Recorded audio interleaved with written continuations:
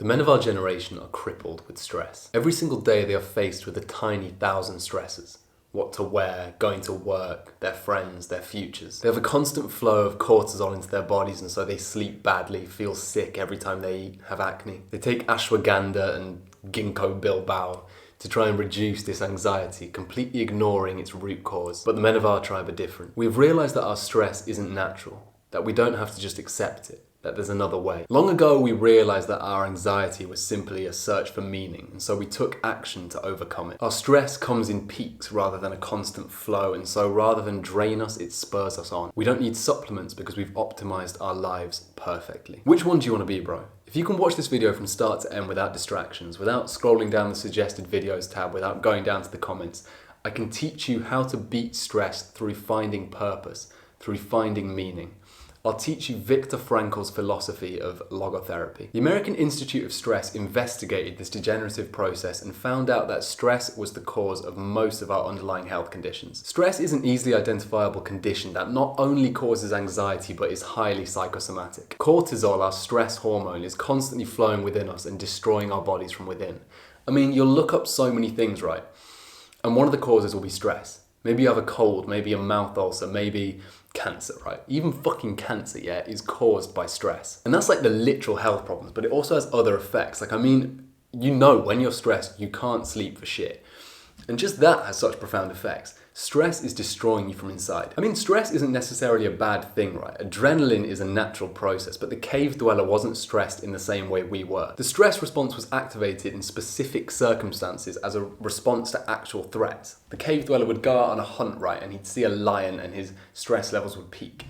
It wasn't constant like ours is. These days, though, we live lives of constant stress, right? You'll have your phone on your desk, and every single time it will buzz, you'll get the same response that a cave dweller got when he saw a predator. We've become hyper aware, and so we always have cortisol flowing through us, and we wonder why things like ashwagandha and stuff like ginkgo biloba has become so popular. The real solution, though, is within us. The stress shouldn't be there in the first place.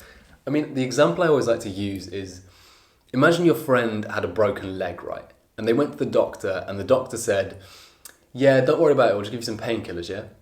So the guy just takes the painkillers, and it doesn't really hurt that much anymore, but every time they stop, the pain comes back. Their leg's now starting to like heal in some weird way where the bones are fusing together. But if the doctor had just said, yeah, your leg's broken, we're going to book you in for a surgery now. After 2-3 months, he's fine, he's healed again. It's the same thing with our stress, right? We're treating it as a symptom. We're sat here medicating it rather than attacking its root cause. I'm going to use my little sister here as an example, right? So she's 17 years old right now and going through probably the most stressful period in her life. She's got depression and anxiety because the responsibility that's being placed on her back right now is greater than ever. She's been taught that she has to decide her entire life from this exact point. I mean, kids at school these days are working harder than adults are. They go into school every single morning at 8:30 in the morning, right? And they finish at 4 p.m. And then they get home and have 3-4 hours of homework to do.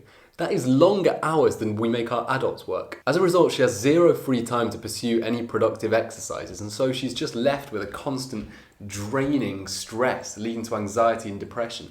And I'm sure a lot of the guys watching this, a lot of the young men at school, at university, feel exactly the same. One of the most important parts of our life is mental health, right? And we completely neglect and ignore it. There's age-old sayings that say, healthy mind, healthy body. And we ignore them completely. How do you get rid of this stress, right? And the key is achieving mindfulness. And so many people completely fail to acknowledge this. And I'm not just talking about meditation here, right? So don't click off, it's not just a meditation video, but so many people, we'll use meditation as an example. I'll say to them, meditate, and they'll say, what the fuck, why would I do that? I've said this to my sister before even, yeah? She's stressed and depressed, and I've told her this, and she said no. Because for some reason, people don't appreciate the importance of mindfulness and mental health. So there was this Austrian psychiatrist, right? He was called Viktor Frankl, and he came up with this theory called logotherapy.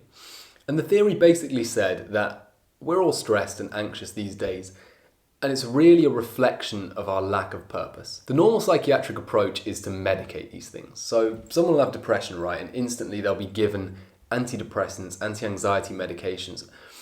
The approach of logotherapy, though, cut to the core. When a person feels these things, it's actually just a desire to have a meaningful life, to have some sort of purpose. When a person accepts this destiny or rejects it, They are given the power to overcome the struggles and sorrows of life. I mean, think about this, right? So imagine a patient comes into a clinic and he says to the psychiatrist, yeah, I'm so fucking stressed about my job, man. Every day I go into work, I have to talk to these people. I don't like it. I don't enjoy it. I'm stressed. And the psychiatrist says, okay, here are some antidepressants. Here's some stress medication. What? This is the point of our modern society. This is where we've got to now, where instead of saying, okay, you need to quit your job, man, what the hell? We're saying, no, that's normal. Just take some medication. And there's a couple of examples that Viktor Frankl used, right? A couple of case studies. And one of them was the grieving doctor. So this doctor comes into Frankl's office, right? And he says to Frankl, I'm depressed.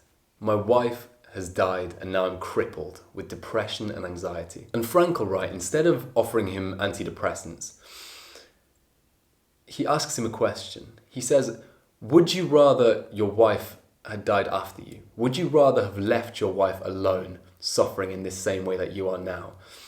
And the man immediately said, no, of course not.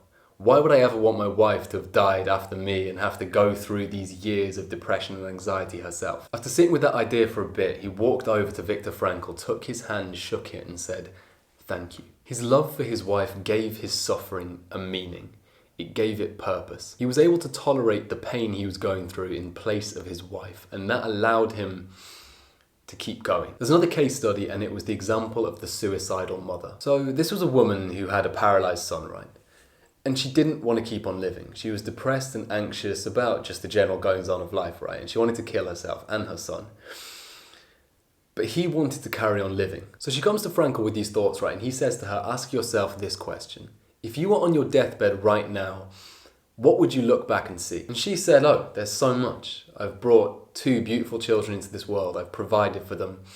I've fulfilled my role as a mother. I've given them so much, taught them lessons, taught them how to find their purpose, and they've gone on to lead flourishing and beautiful lives. And once she realized this, her life was given meaning, and she decided that she could carry on living.